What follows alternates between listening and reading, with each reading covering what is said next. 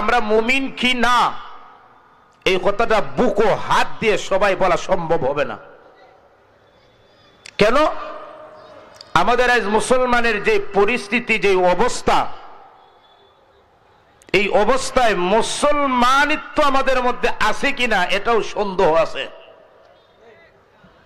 আজ ব্যক্তি বলেন, পারিবারিক বলেন, সামাজিক বলেন, রাষ্ট্রীয় বলেন, রাজনীতি বলেন, সব লাইনে আমার অপদস্থ।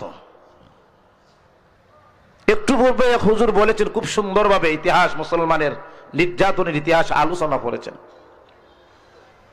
ওখানে আমরা মুসলমান মুমিন কি না এই বিষয়টা বুকো হাত দিয়ে কারো বলা সম্ভব হবে না। কারণ মুমিন হইতে গেলে তো মুমিনের কিছু কোয়ালিটি, গুণাগুণ থাকা দরকার আছে না নাই? আমার নাম আব্দুল মুমিন, নামাজ পড়ি না এক ওয়াক্ত, আমি কি মুমিন? জোরে বলুন না। তা টাইটেল হইলেই তাকে মুমিন বলা যাবে? আমাদের সুনামগঞ্জের বিশম্বপুর থানার ওই বছর মাহফিলে গিয়েছিলাম, একটা বাজারের নাম দেখে গাড়ি দিয়ে মুমিন বাজার, বাজারের নাম কি? মুসলমান হিসাবে সাইনবিটু মুমিন বাজার দেখিয়া খুব আনন্দই লাগলো। মুমিন বাজার, না জানি কত সুন্দর বাজারের পরিচালনা হয়। জানালা খুলিয়া দেখি মুমিন বাজারের দৃশ্য, মুমিন বাজারের দোকান থেকে হিন্দি আর বাংলা গান আসতেছে।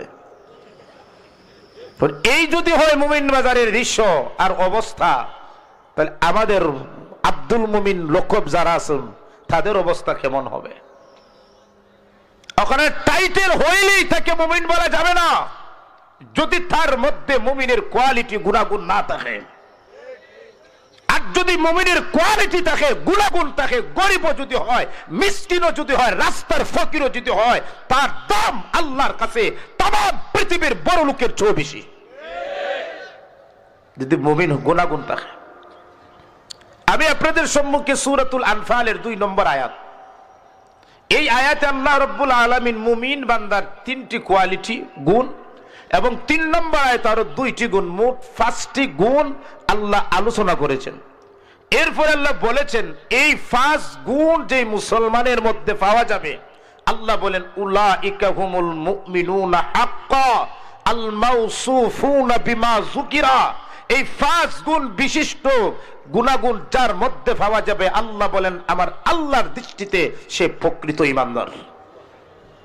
এখন কোন কোয়ালিটি, কোন গুণ, যেই গুণগুলা থাকলে আল্লাহ বলেছেন প্রকৃত ঈমানদার, এই গুণগুলা আমার আপনার জানা দরকার আছে না নাই?